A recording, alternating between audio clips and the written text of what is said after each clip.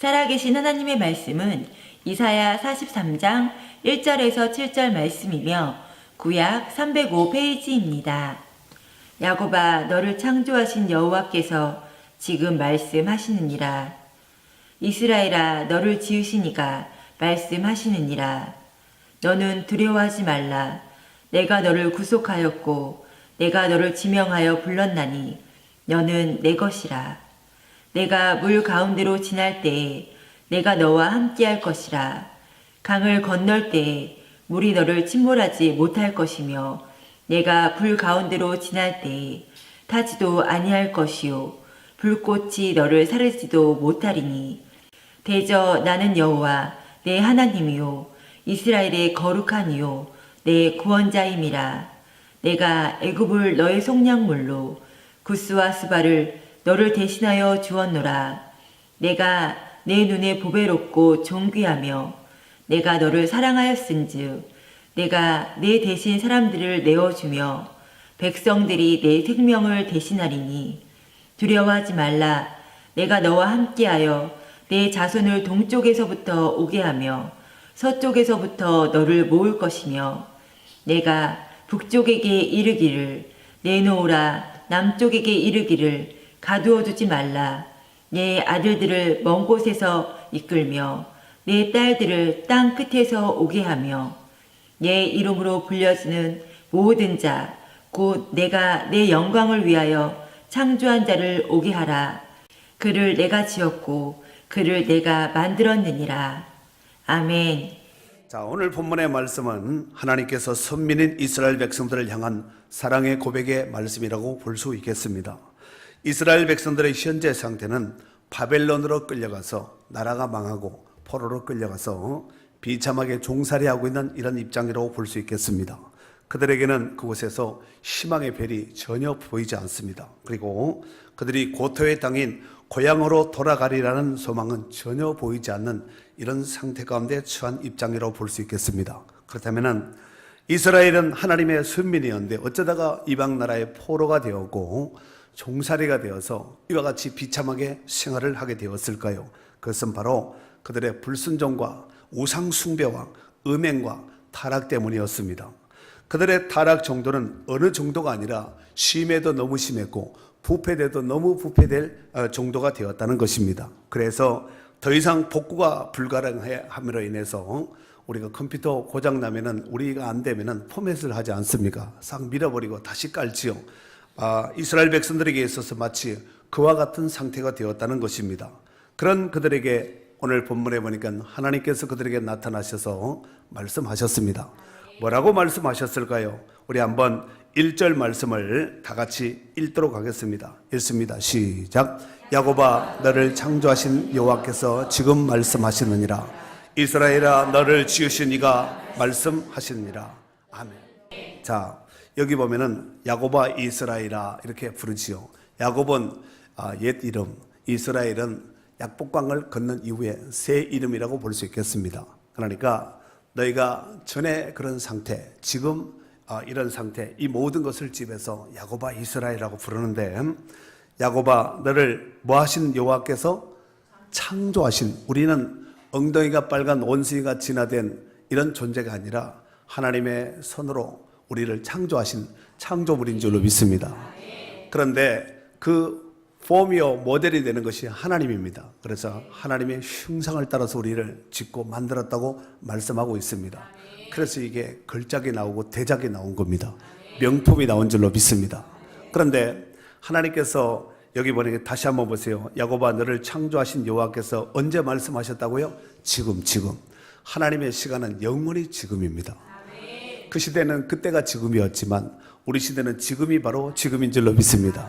지금 이 말씀을 우리가 인격적으로 받고 또 이 말씀을 나의 말씀으로 받으면 지금 나의 하나님이요, 지금 내게 역사하신 하나님이요, 또 지금 은혜 주시고 지금 복을 주시고 지금 함께 하시는 우리 하나님이신 줄로 믿습니다. 그 하나님 말씀하시느니라. 이스라엘아, 너를 지으신 이가 말씀하시느니라. 뭐라고 말씀하셨을까요? 너는 두려워하지 말라 그랬어요. 뭐 하지 말라고요? 두려워하지 말라. 이스라엘 백성들에게 있어서 현재 상황은 두려워할 수밖에 없는 상황입니다. 여러분,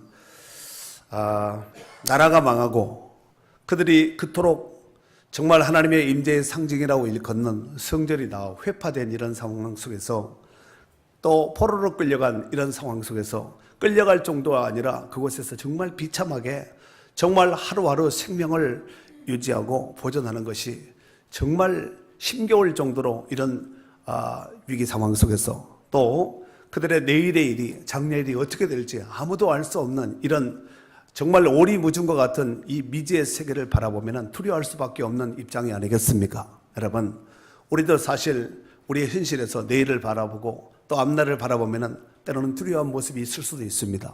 그러나 오늘 예배를 통해서 우리에게 허락하신 귀한 말씀이 내게 주신 귀한 말씀으로 받고 지금 말씀하신 하나님의 말씀으로 받고 혹 두려워하는 문제가 있다면 두려워하지 않기를 바랍니다. 두려워하지 않기 위해서는 그 하나님을 의지하면 됩니다.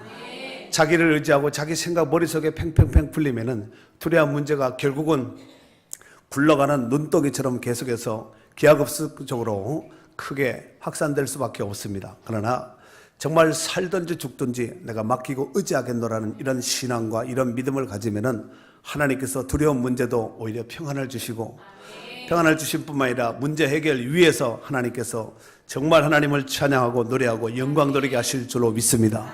이런 복된 은혜가 예배에 참석하신 모든 분들에게 함께 하시기를 주의 이름으로 축원합니다. 두려워하지 마라 그랬지요. 그 뒤에 보니까 내가 너를 뭐 했다고요? 구속했답니다. 구속. 그리고 그 뒤에 보니까 내가 너를 지명하여 불렀답니다. 지명이라는 것은 손가락 지자 이름 명자인데 지명 너 이렇게 손가락을 지적을 했다는 얘기죠. 그러니까 두리뭉실하게가 아니라 일일이 하나하나 꼬치꼬치 너 아무개 해서 이름을 불러가면서 지명을 했다는 것입니다. 하나님 앞에 우리의 존재가 바로 그런 두리뭉실한 존재가 아니라 그런 존귀한 존재라는 것을 잊지 않기를 바랍니다. 그리고 결정적인 것은 너는 내 것이라고 말씀하셨습니다. 우리는 누구 것이에요? 하나님의 것. 그러면 하나님께서 알아서 하시겠네. 우리 인생의 모든 앞날, 지금까지 살아왔던 것뿐만 아니라 지금 현재적인 상황뿐만 아니라 앞날에 살아가는 모든 범사뿐만 아니라 자녀들과 국가의 모든 흥망성쇠, 개인의 생사복 이 모든 것을 하나님께서 책임져 주시고 하나님의 것이니까 하나님의 소유니까 하나님께서 능히 책임져 주시고 인도하시고 하나님께서 인도하시면 우리가 인도하는 것보다 더 멋진 길로 인도하여 주실 줄로 믿습니다. 근데 여기서 구속이라는 단어가 나오지요. 내가 너를 구속하였고 이 구속이라는 것은 깜빡에 집어넣었다는 뜻이 아니라 구속시켰다는 얘기가 아니라 이 단어의 원래 뜻이 뭐냐면은 노예 시장에서 노예 시장 하면은 뭐가 많을까요? 노예가 많겠지요. 노예나 종을 이제 얽매여 있는 누군가가 주인이 있지 않겠습니까? 구약시대의 노예나 종은 사람이 아니라 물건 취급을 받았습니다. 그래서 노예나 종으로 얽매여 있는 사람을 위하여 그들의 주인에게 그를 데리고 그를 묶고 있는 그의 소유된 그 주인에게 충분한 상당한 대가를 치른 후에 그들을 자연스럽게 해방시켜 준다 이런 뜻을 가지고 있는 것이 바로 구속이라는 단어입니다. 그와 같이 이스라엘은 하나님께서 과거 이스라엘 백성들이 과거 애굽에 종살이 할 때 애굽의 장자들을 속량물로 삼으시고 이스라엘 백성들을 이제 하나님의 자녀로 하나님의 소유로 삼아 주신 줄로 믿습니다. 뿐만 아니라 지금 오늘 바벨론 포로에 있는 지금 이 현재 상황 속에서도 그 하나님께서 열방을 속량물로 삼아서 이스라엘 백성들을 바벨론 포로기에서 건져내시겠다는 하나님의 자의지를 표명하고 있는 것입니다. 자, 그렇다면 왜 그렇게 하셨다고요? 너는 내 것이라. 하나님의 소유기 때문에 그렇습니다. 여러분이 만약에 귀한 소유물을 가지고 있는데 잃어버렸어요. 예를 들어서 핸드폰을 식당에서 밥 먹다가 밥 먹고 그냥 나와버려서 잊어버렸어요. 그러면은 그 핸드폰 찾으러 갈까요? 그냥 새로 살까요? 그러면은 찾으러 갈 때 없으면 말고 계세요? 악착같이 찾으려고 하는 마음으로 가겠어요? 왜 그래요? 그 안에 나의 모든 소중한 또 친구들과 관계 맺은 또 정보나 여러 가지 자료들이 많기 때문에 꼭 찾아야 되지 않겠습니까? 여러분, 핸드폰이 그 정도라면은 천하보다 더 귀한 우리의 생명, 우리의 영혼을 하나님께서 안 찾겠습니까? 찾는다는 그 의미에 있어서 우리가 이제 누가복음 몇 장인가 15장에 보면은 누가복음 15장에 보면은 100마리 양 가운데서 71마리 양을 찾는 그 비유가 나오죠. 목자가 99마리를 우리에 두고 한 마리 양을 찾아서 험산준역을 찾아서 나서는 그 모습이 마치 하나님의 모습을 잘 대변해주는 이런 모습이라고 볼 수 있겠습니다. 오늘도 그 은혜 속에 우리가 찾아지고 건짐받고 이 자리 귀한 자리에 앉아있는 줄로 믿습니다. 아멘. 그래요. 왜 하나님께서 그렇게 하셨는가? 우리는 하나님의 소유이기 때문에 그렇습니다. 이 말씀은 선민 이스라엘 백성들을 사랑하시는 하나님의 마음과 끝까지 책임지시는 하나님의 무한 책임론을 잘 보여주는 말씀이라고 볼 수 있겠습니다. 요한복음 13장 1절에 보면은 이런 말씀이 있죠. 6월절 전에 예수께서 자기가 세상을 떠나 아버지께로 돌아가실 때가 이런 줄 아시고 세상에 있는 자기 사람들을 사랑하시되 끝까지 사랑하시니라 그렇습니다. 어떻게 사랑하셨다고요? 끝까지 사랑하시는 거예요. 칼빈의 5대 강요에 보면은 성도의 견인이라는 이런 것이 나옵니다. 이것은 하나님의 선택하시면 후회가 없으시고 또 한 번 선택한 그 성도는 끝까지 하나님 붙들고 계신다는 거예요. 그걸 가지고 성도의 견인이라고 말을 합니다. 그렇다면은 우리가 구원받은 성도라면은 오늘도 그 견인의 손길이 오늘도 변함없이 우리를 붙들고 계시고 함께 하고 계시는 줄로 믿습니다. 그렇다면은 하나님은 어떤 상황 속에서 우리를 견인하실까요? 우리 한번 2절 말씀을 크게 한번 읽도록 하겠습니다. 내가 시작. 내가 물 가운데로 지날 때 내가 너와 함께 할시라. 강을 건널 때 물이 너를 침몰하지 못할 것이며 내가 불 가운데로 지날 때 타지도 아니할 것이요 불꽃이 너를 사르지도 못하리니. 아멘. 네가 물 가운데 지날 때, 강을 건널 때, 불꽃 가운데 지날 때 그 불꽃이 너를 사르지도 못하고 태우지도 못하고 그 강을 건널 때 너를 엄물엄술에 떠내려가지도 않고 휘말리지도 않도록 하나님께서 하시겠다는 거예요. 그 아래 한번 3절 읽어봅시다. 3절 시작. 대저 나는 여호와 내 하나님이요 이스라엘의 거룩한 이요 내 구원자임이라. 아멘. 하나님은 너의 하나님이고 이스라엘의 거룩한 이고 너의 구원자이기 때문에 내가 어떤 형편 가운데 거한다 할지라도 내가 너와 함께하고 오히려 함께할 뿐만 아니라 그 위기와 난제 어려움 가운데서 내가 너를 끌어낼 것이고 살려낼 것이고 고쳐낼 것이고 회복시킬 것이라는 것이지요. 이 복된 은혜가 오늘 우리 가운데 함께 하시기를 주의 이름으로 축원합니다. 사랑하는 성도 여러분, 우리를 구원하시고 우리를 붙드시는 하나님은 옛날 그 하나님, 죽은 하나님, 나이 먹은 하나님, 한물간 하나님이 아니라 지금도 두 눈 시퍼렇게 뜨고 살아계셔서 우리의 역사를 주관하시는 살아계신 하나님이신 줄로 믿습니다. 그리고 그 하나님은 사랑이라는 거예요. 아멘. 또 그 하나님은 오늘도 우리 인생 가운데, 우리의 역사 가운데 크고 작은 모든 일들 가운데 깊이 개입하셔서 우리의 모든 것을 주관하시고 인도하시고 함께하고 계시는 줄 믿습니다. 그래서 세상에서 가장 복된 자는 하나님의 사랑을 받는 자예요. 그리고 더 복된 자는 그 사랑을 느끼며 의식하는 사람은 더 복되고 행복한 자인 줄로 믿습니다. 그래서 모세도 신명기에 보니까 이렇게 이스라엘 백성들을 향해서 그들을 바라보면서 이렇게 설파하며 노래했습니다. 신명기 33장 29절에 보면은 이스라엘이여 너는 행복한 사람이로다. 여호와의 구원을 너같이 얻은 백성이 누구냐 그랬어요. 나는 행복자로다. 여호와의 구원을 너같이 얻은 자가 누구냐. 한번 세상 열방 역사를 뒤져봐라. 너같이 이렇게 구원받고 하나님의 총애와 하나님의 성은을 입은 자가 세상 가운데 있었느냐. 그래서 너는 행복한 자라는 거예요.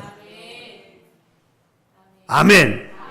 사랑하는 성도 여러분, 비록 이스라엘 백성들은 이방 땅에 끌려가서 지금 현재 비참한 종살이하고 있고 노예로 전락된 입장이지만 하나님은 그들을 열방을 구성물로 삼아서 살리시고 건져내겠다는 거예요. 여러분, 그냥 구속이라는 것은 값을 치러야 된다고 아까 말씀을 드리지 않았습니까? 그렇지요. 그런데 이스라엘 백성들이 과거 애굽에 있을 때는 장자, 첫 것을 소유물로 주고 그들을 건져낸 거예요. 그런데 지금 현재 이방 땅에 있는 바벨론으로 포로에 끌려가 있는 그들 가운데 3절 하반절에 보니까 중하반절에 보니까 내가 애굽을 너의 속량물로 구수와 스바를 너를 대신하여 주었노라.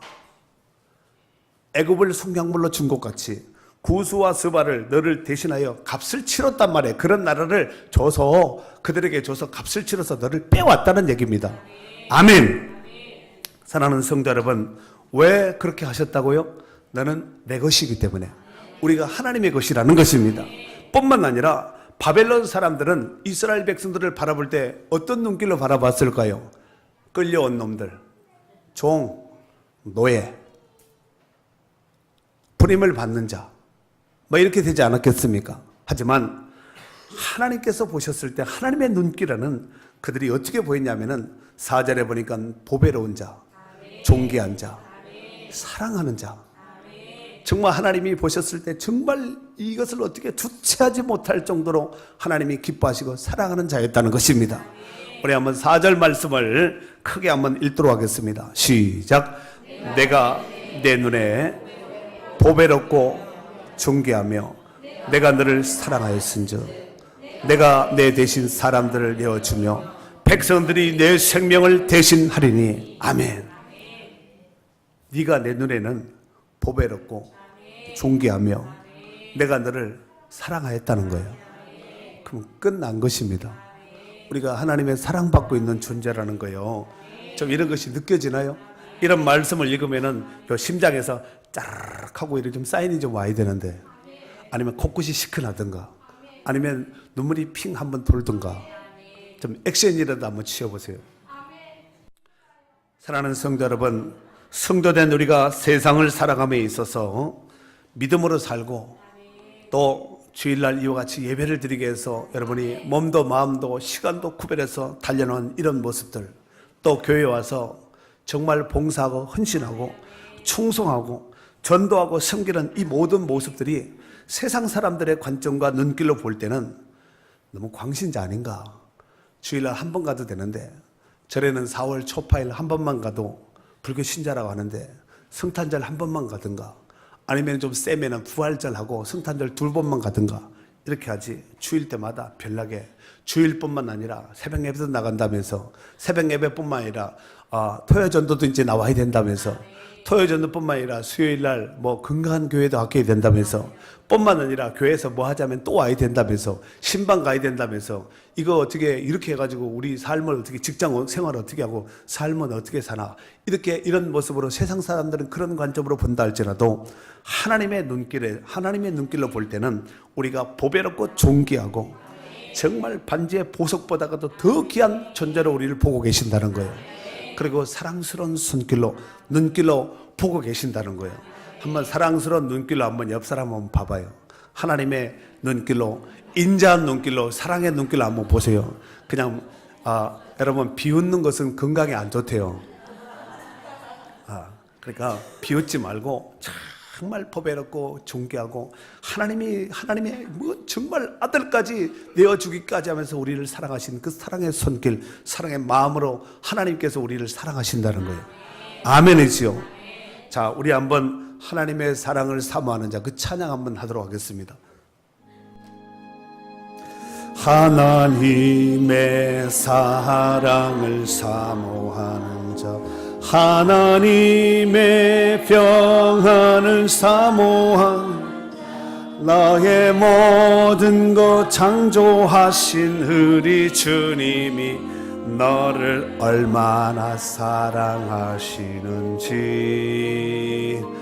하나님께 찬양과 경배하는 자, 하나님의 선하심을 닮아가는 자, 너의 모든 것 창조하신 우리 주님이 너를 우리 한번 옆 사람 손잡고 찬양해 볼까요?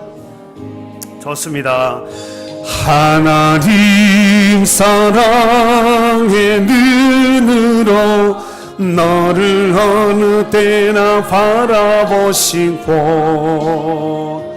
하나님 인자한 길로서 언제나 너에게 귀 기울이시니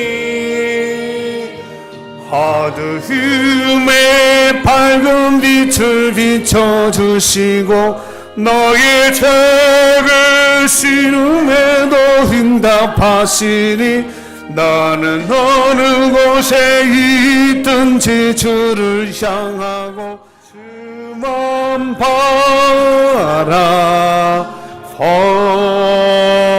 바라볼지라.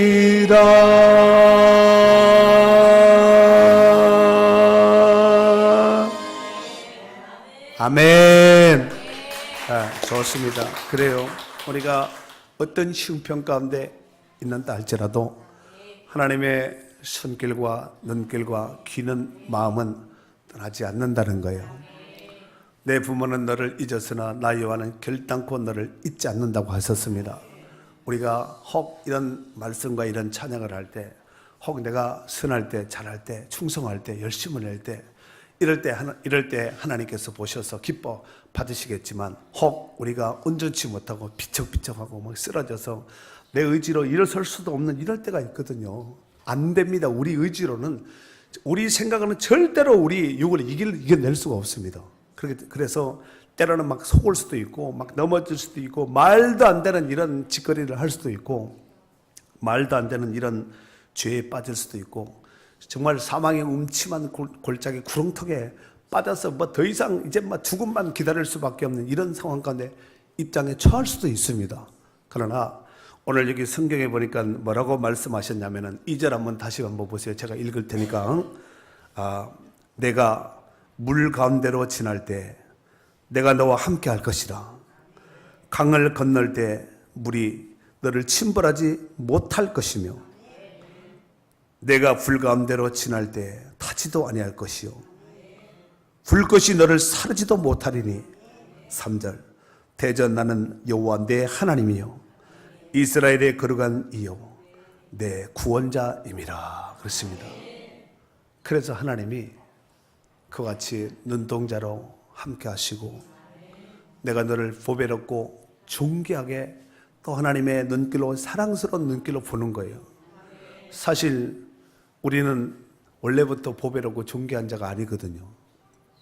어쩌면은 하나님 편이 아니라 그 반대편에서 원수 마귀가 기뻐하는 일에 집중하며 살던 존재가 아마 더 정확한 우리의 포지션이 또 정체성이 되지 않겠나 생각을 해봅니다. 하지만 긍휼이 풍성하신 하나님께서 우리를 살리시기 위해서 그 아들 독생자 예수 그리스도를 보내어서 십자가에서 몸짓고 피 흘려 죽이기까지 하시면서 우리에게 구원의 길을 활짝 열어놓으신 줄로 믿습니다.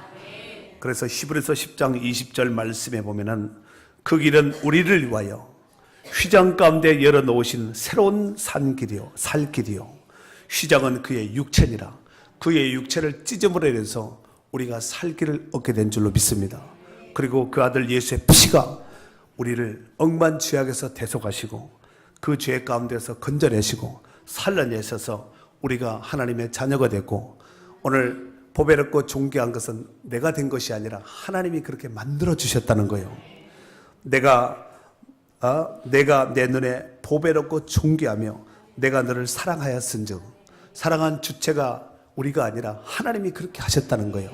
사실 아까도 말씀을 드렸지만 바벨론 사람들의 눈길이나 옆에 주변 나라 열방들의 눈길로 봤을 때 바벨론에 끌려온 이스라엘 백성들은 종이고 노예고 나라 없는 자, 그렇죠. 하나님 말씀에 안 들어서 얻어터져서 정말 비참한 꼴로 전락된 이런 모습에 그런 존재로 볼 수밖에 없지 않겠습니까?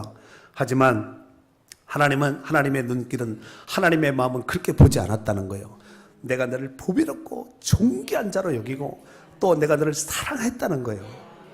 여러분, 여러분의 자녀들이 뭐 이렇게 운동회나 뭐 다른 아이들은 섞여 있을 때 다른 사람들이 여러분의 자녀를 볼 때는 그냥 우리 아들 친구인가 보다, 딸의 친구인가 보다, 누군가 보다 이래야지만 여러분 부모가 그 자식을 바라볼 때는 상황이 다릅니다.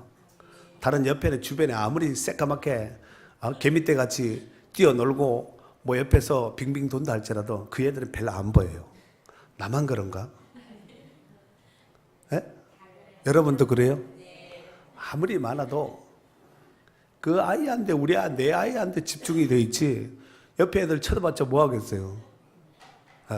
아무리 섞어놔도 그거 찾아내거든요. 지금 바벨론으로 끌려가 있는 이 상태가 별로 좋은 상태가 아니거든요. 불순종해서 얻어터져서 막 지금 만신창이 찢고 파괴되고 멸망받고 심판받아서 종으로 이렇게 끌려간 거예요. 그리고 거기서 대접받는 것이 아니라 하루 종일, 그렇죠. 옛날 종이라면 아랫도리 하나 대충 뭐 이렇게 천으로 걸치고 등에 옷을 어떻게 입고 신발을 어떻게 입어요. 하루 종일 그쪽 태양이 또 얼마나 뜨거워요. 땡볕에 노동을 해서 등이 얼굴이 시커멓게 해서 마치 숯검댕이 같이 검게 타고 부지깽이 같이 타다가만 부지깽이 같이 그러지 않았겠습니까? 누가 그를 보배롭고 존귀하고 하나님의 사랑받는 자라고 누가 말할 수가 있겠습니까? 바벨론 사람들이 봤을 때는 종이고 노예고 이건 뭐 오늘 죽여도 아깝지 않은 이런 종이거든요. 그런데 하나님은 보배롭고 존귀한 자로 보시고 사랑스러운 존재로 보셨다는 거예요. 그 옛날 바벨론에 끌려간 이스라엘 백성들에만 그렇게 한 것이 아니라 오늘 우리를 하나님이 그렇게 보고 계신다는 거예요. 그 우리를 세상 사람들이 뭐라 한다 할지라도 우리는 하나님의 영광스러운 우리의 실존 존재를 보면은 하나님 나라의 황태자여 공주예요. 그 하나님 나라 황태자고 공주면은 여러분들이 어떻게 살아야 되겠어요? 그렇게 살아야 되지 않겠습니까? 하나님을 잘 경외하고 그렇지 않겠습니까? 아무튼 정말 우리가 옛사람의 모습이 아니라 피로 구속함을 입고 하나님의 거룩한 자녀가 된 우리는 새로운 피조물로 살아나가야 될 줄로 믿습니다. 에베소서 5장 8절 이하에 보면은 너희가 전에는 어둠이더니 이제는 주 안에서 빛이라 빛의 자녀들처럼 행하라. 빛의 열매는 모든 착함과 의로움과 진실함에 있느니라. 주를 기쁘시게 할 것이 무엇인가 시험하여 보라. 너희는 열매 없는 어둠의 일에 참여하지 말고, 이게 전의 일이거든요. 도리어 책망하라. 그들이 은밀히 행하는 것들은 말하기도 부끄러운 것들이라 그랬습니다. 그런데 문제는 하나님의 자녀로 되고 구속함을 입은 돈을 주고 지불하고 값을 샀음에도 불구하고 여전히 옛 구속적인 이런 삶을, 이런 생각을 하고 산다면 이거 문제가 되지 않겠습니까? 사랑하는 성도 여러분, 새로운 피조물의 삶에서 우리는 좀 더 나가서 하나님을 기쁘시게 하는 삶을 살아나가야 될 줄로 믿습니다. 그렇다면 그것이 과연 무엇일까요? 오늘 쫙 가다가, 오늘 본문에 쫙 가다가 21절 한번 읽겠어요. 21절 시작. 이 백성은 내가 나를 위하여 지었나니 나를 찬송하게 하려 함이라. 이 백성은, 이 종살이하는 백성, 끌려온 백성, 이 노예, 이 사람들은 어떤 존재라고요? 하나님께서 내가 나를 위하여 지었다네요. 나를 위해서 하나님이 나의 기쁨을 위해서 지었다는 것입니다.